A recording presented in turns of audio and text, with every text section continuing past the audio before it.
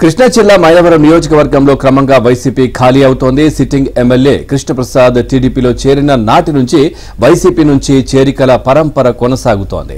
తాజాగా జి కొండూరు మండలం తెల్లదేవరపాడు ఉప సర్పంచ్ లింగాల కుమారి దంపతులతో పాటు పలువురు వైసీపీ నాయకులు టీడీపీలో చేరారు. వారికి కండువాలు కప్పి పార్టీలోకి ఆహ్వానించారు కృష్ణప్రసాద్.